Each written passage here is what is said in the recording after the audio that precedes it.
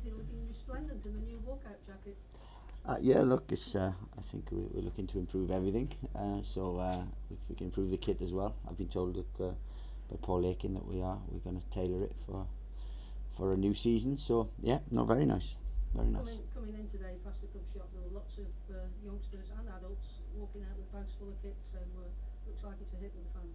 Yeah, I think so. I think the new kit's very nice as well. I mean, it is a little different, so subtle different to the home kit, obviously, with the collar and the black kit. I think will appeal to plenty, especially the design and the material on it. You talked about the integrity of our squad against Millwall, but it's very important that we field as strong a team as possible, because the title for the championship may depend on our results. Yeah, and look, and the integrity we've shown and the players have shown, really, because obviously I can motivate them. It's them that have to go out in there, because all that promotion and relegation battle, in here, the team's going for both, and we lost the game at Middlesbrough. We thoroughly deserved to win the game, and the attitude was first class, and then the attitude in the other games has been first class right to the end in every game. And I've been proud of that element of it. I told the players that tomorrow and sort of Sunday will be no different. It's obviously a time that Sheffield United will remember, but it's a time also to give us a little bit of motivation and insight into what it takes. Have you varied training much this week, with it being the last week of the season? Have they had more time on? No, not really. We've tailored a pretty similar week in terms of things. Obviously, we've had to adjust the days, because a Wednesday becomes a Thursday, and vice versa, and a Thursday becomes a Wednesday, and so on. So no, we've trained well. We've had good group training. Training was very intense today, and tomorrow will be the same. And then we go into the final game. It's been a different week because we've had a lot of meetings and things, but no, it's all about going into the final game, finishing strongly, and obviously we don't want to do anyone any favours or anything, because our friends at both clubs. It's just we've got to make sure that we're Stoke, and that's all it matters. And looking at the players, Tom Edwards had an injury last week and has been playing, as you've said, with a sore hip. Any other injury news? No, not really. There's a few knocks. Peter Table, I think Incy's had a little knock and things, but God willing, they'll come through that. And it's that time of year with a lot of knocks, so we'll catch up to do a little bit. But not we've been in good numbers, and they're in good spirits really going into the final game. When you've said you've got friends at both of the other clubs, but we're playing Sheffield on Sunday, and their fans will be up for a party because they're going up no matter what. So yeah, it'll be quite an atmosphere. Yeah, and rightfully so, because as I said, it's weird actually. It's kind of ironic, because when I come into management, obviously Chris Wilder's far further down his managerial career than me, but I was coming to a similar thing in my old club here, and his side, Northampton, were getting promoted from the league, and we played them second from last games. A real good gauge for us, what it took, and I think we have similar sort of philosophies, maybe different style of play or different system and things, but in terms of creating an environment, I think he's done a wonderful job there. He's obviously went to a big club in League One, got them promoted, kept the group together, been together 3 years. He's kept that work ethic, that humility, recruited well, and got a team that are right at it. And it was no different from when he was at Halifax, no different from when he was in terms of the mentality. Obviously just on the grander scale, and he's done fantastically well. He creates a real good environment, and we should be proud of that, because they've got what they deserved. They were obviously challengers last year in terms of where they finished, not automatic with playoffs and things, and it didn't quite happen. But this year they've recruited well, they've learned from that, and it shows what a real good work ethic, continuity, and good recruitment can do, and it's an example of that. You've talked about you've had a lot of meetings this week. You've already announced that 3 players are going to leave us. How difficult have you found this week in terms of talking to players that might not figure in the squad going forward? Difficult for some reasons, but not really difficult, because look, at the end of the day, we want to move forward now. Those who are out of contract, I'd like to thank them on record for the work that they gave me since I've come in. There's not that many out of contract, so if I want to bring my own players in and bring a certain element to the squad, then there's be certain casualties. There are some who are in contract that we'll have discussions with about what would be best for their career. We've already had those discussions, some of them. And look, what we want to do is make sure we take the club forward. Tough decisions have to be made, tough conversations have to be had. But changes have to be made here, and we knew that pretty much straight away from coming in. And if we want to take the club forward, then those decisions sometimes are tough ones. As a former player yourself, do you feel that sometimes players are expecting that when they get to a certain stage with a football club for a whole host of reasons? I don't think there'll be too much surprise for some of the players when you have those discussions, or will there?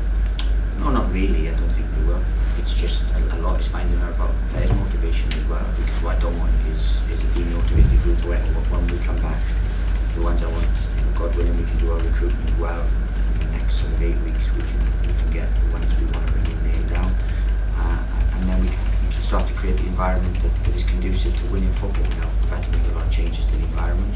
People won't have seen those yet, but the fruition of those, and hopefully we'll be sat in 3 years' time and celebrating and being in a wonderful place in the Premier League.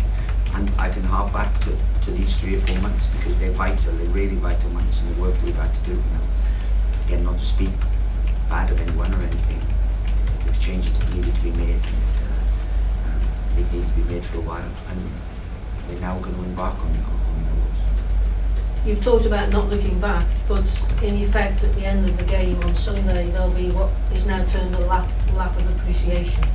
I'm sure that some of the fans will appreciate what some of the players have done, but equally some of the players will appreciate the support from this football club throughout the season, because as you know, it's not been a great season results wise. But how do you feel about that lap of appreciation? Because the last couple of seasons, if I'm being honest, it's not gone too well at Stoke. A lot of people have left.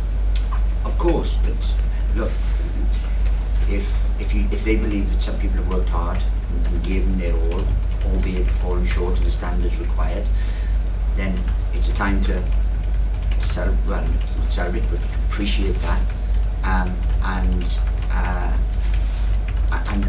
say we wish you all the best in your career. There are some that have been here a while that probably won't move forward with the club, but those decisions need to be made, and I'm sure they will want to thank the fans will want to thank them, because there would have been a time where they were key players for the club. But now we have to look forward, and what I want it to be is a thing that we finish the season, we try to finish it in a real positive manner, and then we look forward. We've asked for that, and it's difficult for fans at the minute because we haven't improved significantly results. But believe you me, the work that's gone on has been the most exhausting work that I've embarked on in my life, in my fledgling managerial career, but also in my footballing career. And we've made real good headway, but we've needed to do that.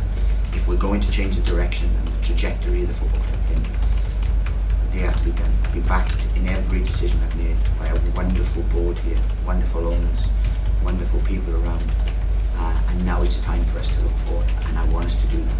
Any scepticism, fine, no problem whatsoever. Any negativity, no problem. But I promise you, park that, get behind us, and it's going to be a big summer where, come August, I'm convinced we'll be a different man. Lastly from me, if you had to say what was your best achievement from your perspective since you've come through the doors at Stoke City, not results wise, what would you say you feel you've achieved that the normal general fan wouldn't have seen? I think changing the day-to-day mentality and the desire to achieve something. Now, we haven't been able to do that with everyone. There's quite a demotivated, well, there was quite a demotivated group when we came in, and that wasn't because of just the previous manager or anything like that. I'm not speaking bad of anyone, but we came in and there was a lot of negativity around the place. Not bad people, not bad eggs, not problems, just a bit of demotivation. So we've had to lift that, we've had to change mentalities to provide a resilience, a winning mentality, a hunger, a work rate. We feel we've done that. Now, we can't hammer that home because even we felt we should have had results, but that's by and by now. So now we have to look forward. Now, this 4 months, I've sacrificed a lot to be able to work these 4 months. So whatever people say, that's fine, but I've sacrificed a hell of a lot to be able to come and implement these things in the first 4 months so that we can hit the ground running next year. If they change managers in the summer, yeah, people have a pre-season to work, but you're evaluating players, and I would have been evaluating a squad of 29, 30 players. We'd have had 8 coming back off loan, and I'd have been spending all my time in pre-season, evaluating players, but I've just had 4 months to do that. So I'm in a far better place. The club's in a far better place from that. And as I said, the proof will be in the pudding, but I can guarantee you it will be in the pudding. Good luck on Sunday. Thank you. On the 5th of January, you were overseeing a 0-0 draw with Luton at Hillsborough, and then 7 days later you were up at Brentford watching Stoke. If you could go back in time, what advice would you give yourself in your future at Stoke? It's a great question, to be honest with you. Look, I've learned things, and I would have done minor things differently. But what we wanted to do in January, I think, we wanted to try and improve results immediately. When we didn't kind of do that, we knew we weren't planning. I'll be brutally honest with that plan for the future. I probably would have made a few tough decisions in January, but I wanted to give everyone an opportunity. The board would have backed me wherever I would have wanted. John asked me what I wanted, but I didn't want to spend money in January that I couldn't guarantee was going to be long term. So I had 2 weeks really of the window to prepare and to try and do things. So in hindsight, is a wonderful thing, but at the time, I don't think I could have done too much more. Parting from Luton would have been handled slightly better, I think, but apart from that, not too much, because we think we've done as good a work as we can. We can't please everyone, but we've moved the club forward, and we know clearly about what we want and who we want to take forward. So it's been good for that. And 20 games on, what have you personally learned from the experience from the last 20 games? I'm a lot stronger individual than I was 20 games ago. I've learned I'm a better manager now, because my previous club, for 2 years before, changed the environment, recruited well. For the last year, it was a breeze, an absolute breeze. We ripped teams apart, we outworked teams. We had an environment where I'd probably create an argument just to get a little fire, because they were just that regimented. Here, chalk and cheese, but I know we have to create that now. But that's what takes time, and that's what takes work and effort. I've been tested, my character's been tested, my relationship with my fiance's been tested, my relationship with key members of my staff has been tested. We've been tested every single day. It's brilliant. It's why you're alive. It's why you're a manager. It's why I've swapped a wonderful football club for an even bigger, wonderful football club. And the future's bright. The future's exciting, and we're looking forward to that, because now we've trod through the quicksand, and now we want to springboard.